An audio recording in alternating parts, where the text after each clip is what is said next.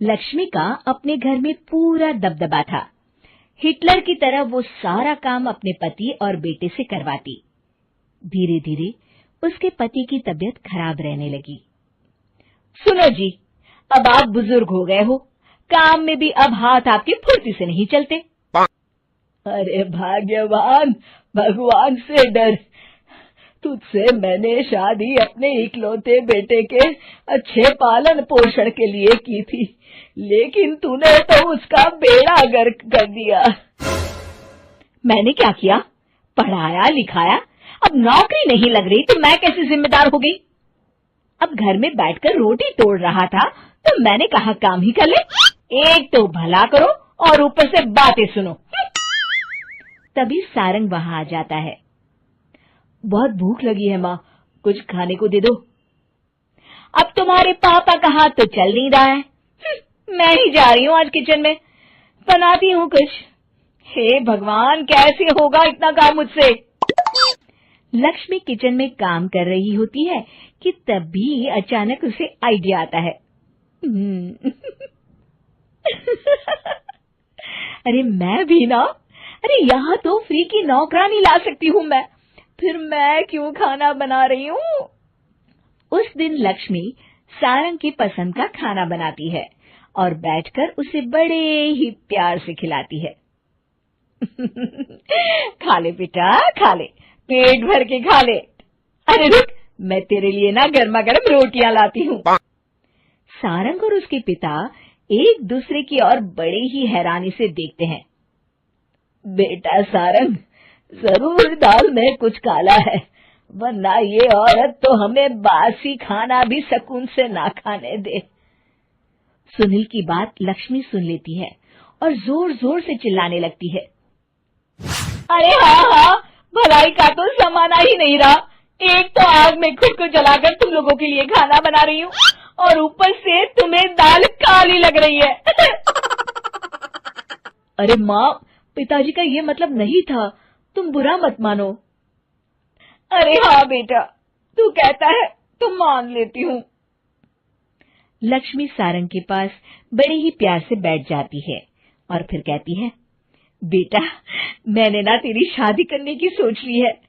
अब तेरे पिताजी के हाथ भी नहीं चलते, तो सोच रही हूँ तेरे लिए बीवी ले आऊं। अब पता नहीं ना मैं भी कब मर जाऊं। अब ऐसे भाग्य भी कहाँ है हमारे। क्या कहा?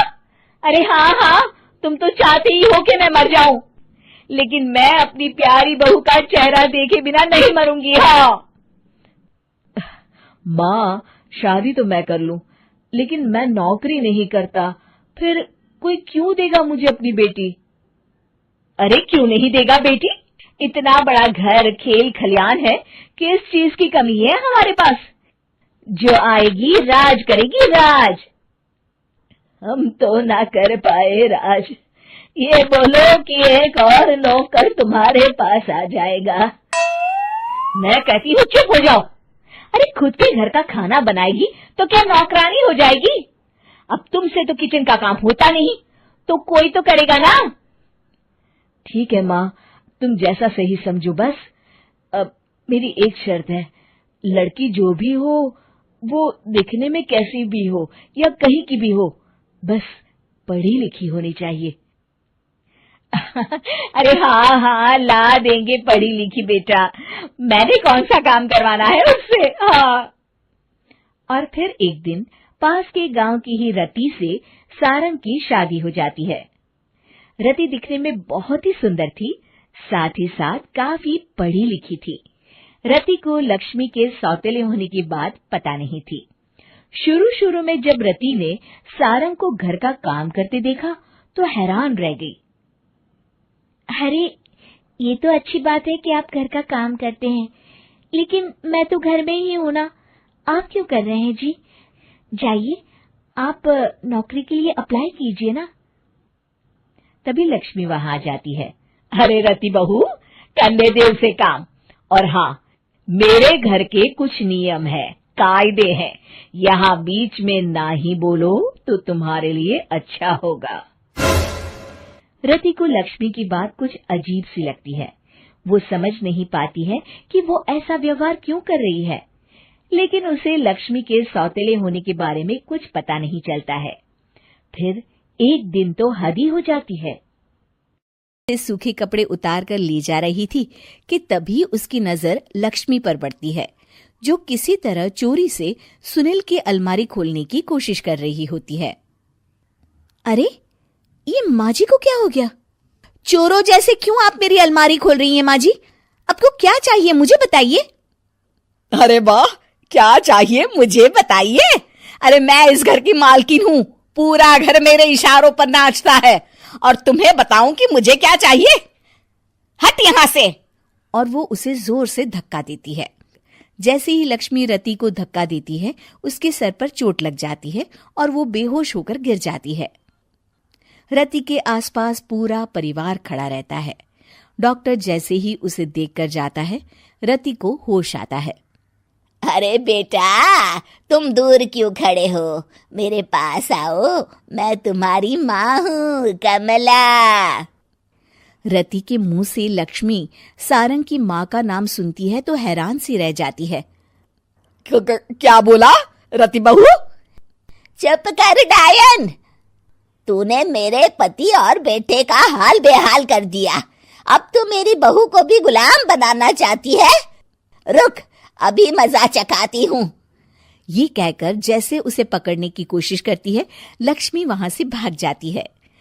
लक्ष्मी के जाने के बाद रति अपने ससुर और पति की तरफ देखकर मुस्कुरा देती है। दोनों समझ जाते हैं कि ये रति की चाल है। अगली सुबह लक्ष्मी का पति खाना लेकर खेत में जाने के लिए निकल ही रहा होता है कि लक्ष्मी उसे रोक देती है। अरे कहाँ चल दिए खाना लेकर? आज घर का काम कौन करेगा? तभी पीछे से रति आ जाती है और जोर से चिल्लाती है। कौन इनको काम पर जाने से रोक रहा है? मैं अभी उसे मजा चखाती हूँ। जैसे ही रति लक्ष्मी की तरफ बढ़ती है, लक्ष्मी घबरा जाती है। मैं तो मजाक कर रही थी बहन। आखिर मैं कौन होती हूँ रोकने वाली? मैं तो बस ये पूछ रही थी कि घर का काम कौन करेगा? कौन क्या? तू करेगी। चल उठा झाड़ू और शुरू हो जा।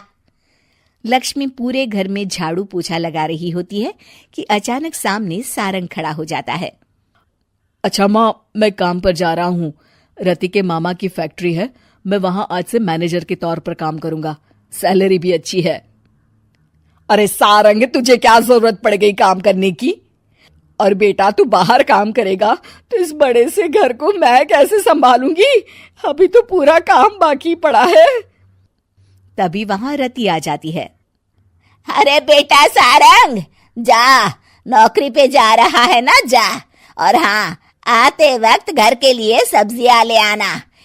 ये लक्ष्मी बैठी बैठी मोटी हो रही है, जरा काम भी तो कर ले।